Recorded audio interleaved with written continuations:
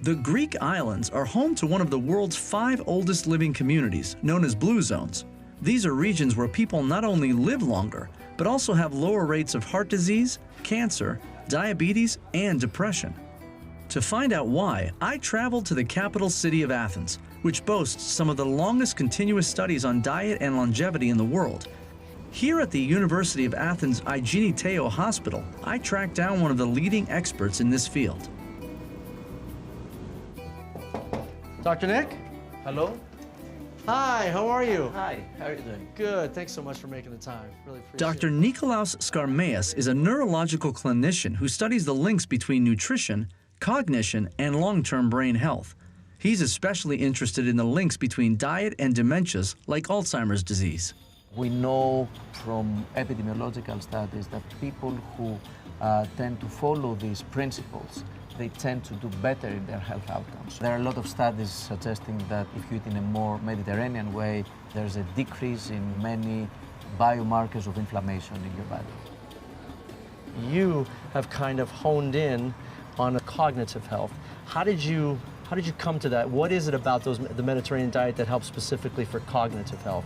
Yeah, exactly. So there wasn't so much research linking diet with neurological diseases, and I was interested in cognition and dementia. And of course, I had the Mediterranean background. Sure. This is what my mom, cooks. And so I was interested to look at this relation. One of Nick's first research studies while at Columbia University suggested that those who followed the Mediterranean diet more strictly were 40% less likely to develop Alzheimer's than those who didn't. So I had to ask, what is the secret behind this diet? The truth is that we do not understand very well the exact mechanism. We have more like a bird's eye view. There's also this, cultural and traditional and social part. And since we're talking about the Mediterranean diet, it's quite tasty. Yes. It's also a pleasure. It's not, an effort. Correct. To try and eat this diet. With all this talk of the Mediterranean diet, I had to take a quick break to see what I could find to eat.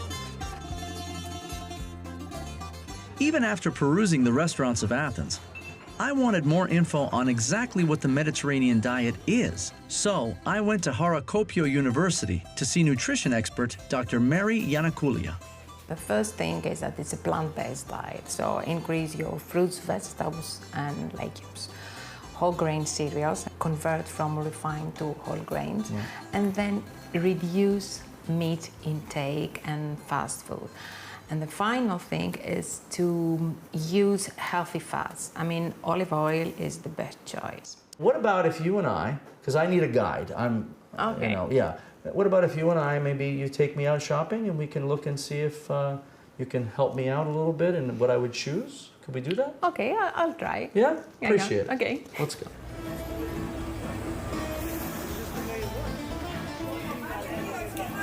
As I'm looking at the vegetables, there are random shapes, there are random colors. Yeah, it's quite strange for me to have all oranges in the same shape. And the smell. Have you noticed that? Yes, every little table has a different smell. Where you walk into a grocery store, into the produce section, you don't smell anything.